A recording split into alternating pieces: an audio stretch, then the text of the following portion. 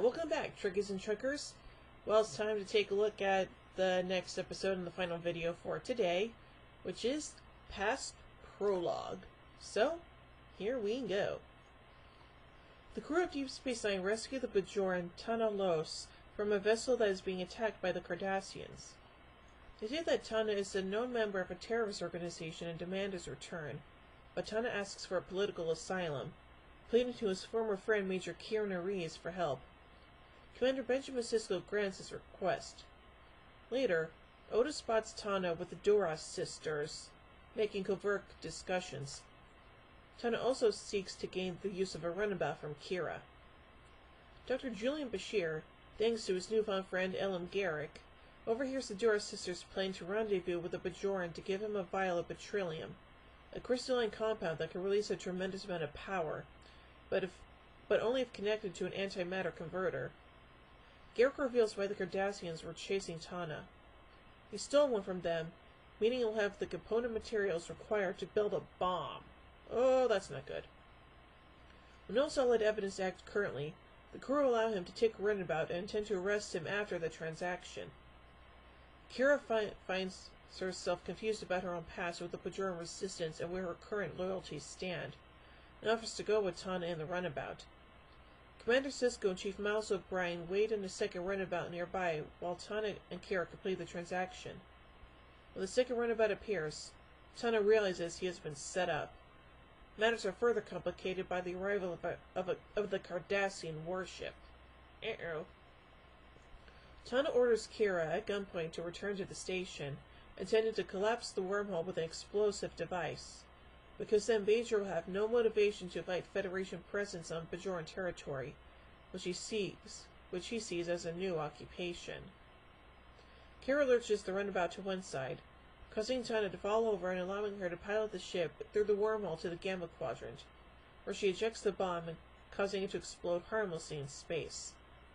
However, Tana has regained control of his weapon and orders Kira to return to the Alpha Quadrant. There, Sisko gives Tana an ultimatum, either to give himself over to the station's authorities or to wait to be destroyed by the Cardassians. Tana hands over his weapon to Kira and turns himself in. Kira explains that he may come to understand why this was the right thing to do someday. Interesting. So anyway, let's look at the production of this episode, shall we? Although it was shown second in broadcast order following the pilot, Past Prologue was filmed third, following A Man Alone. There were several changes to hair and makeup following A Man Alone, including modifications to Odo, and a simpler, closer haircut for Nana Visitor in her role as Major Kira. Visitor had pushed for her changes as she did not find it believable that the character would style her hair on a daily basis, instead wanting a look that took minimal effort. The episode was directed by Winrich Kolb, in line with executive producer Rick Berman's policy of only allowing directors with previous experience on Star Trek The Next Generation work on the first season of Deep Space Nine. He would go on to direct the series finale of The Next Generation, All Good Things, 48 episodes of the franchise across 4 separate series. Nice. Catherine Powers received the sole writing credit on the episode, although elements such as Garrick were created by co-producer Peter Allen Fields. Powers had previously written Code of Honor, a first-season episode of The Next Generation. An initial version of her script featured Kira and Tana as lovers, which was rejected by executive producer Michael Piller. The ending originally showed the terrorist giving up his violent ways and seeking peace with the Cardassians before being killed by the Bajorans. The episode was named after the line from William Shakespeare's The Tempest, "What's past is prologue." And now on to guest appearances. Following a suggestion by Piller, the Duras sisters were written into the episode. The duo had previously appeared in the 2-part The Next Generation episode Redemption, and would go on to appear in Firstborn and the film Star Trek Generations. The character of Admiral Rollman made her first appearance in Past Prologue, and would later return in the second season episode Whispers.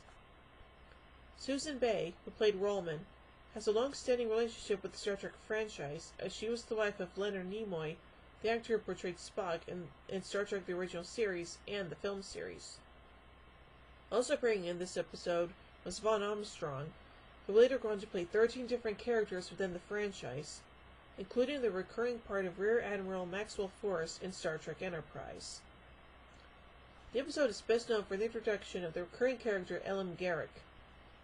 Field said of the character at the time, quote, "We didn't want to make him an out-and-out spy, because then what would you do with him after the episode? You have to put him in jail in Bajor, so we tried a pretty thin line." Fields had decided when creating the character that the station needed a Cardassian on board, and when no one objected to his suggestion to put him in a tailor shop, that became Garak's profession. This was a reference to The Man from U.N.C.L.E., which used a tailor shop as a front, as Fields had begun writing his character on that series. Andrew Robinson had originally been considered for the part of Odo, and was one of the final 3 actors vying for the part alongside Garrett Graham and Renee, and I'm sorry if I butchered this pronunciation, Auberjonois. Again, I'm sorry if I mispronounced that. Robinson was invited back to audition for Garak, while Graham was cast as the hunter in Captive Pursuit. Culp thought at first that casting Robinson was, quote, really off the way, but he felt the character made the episode bloom. He gave general guidelines to Robinson about how he could approach the character, but it was Robinson who developed the traits of the character. Culp also praised the writing, saying that, quote, "I wish there was more writing like this for television. I think we'd have a much healthier industry," end quote. Robinson said that Garak was a complicated character which required the use of subtext. Adding it wasn't a simple way to portray a character, quote, "but when you do it well, really get people's attention," end quote. He was told by the producers that they intended to bring him back onto the show, but in a later interview, he said that this was commonplace in the industry and usually doesn't occur. When he was brought back for the second season episode Cardassians, executive producer Ira Stephen Bear apologized for not bringing him back sooner.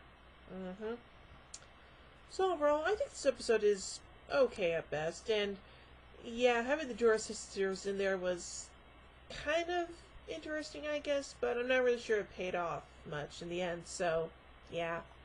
So overall, I give Past Prologue 3 warp cores out of 5. Well, tune in tomorrow as we take a look at A Man Alone. So, until then, live long and prosper, everybody.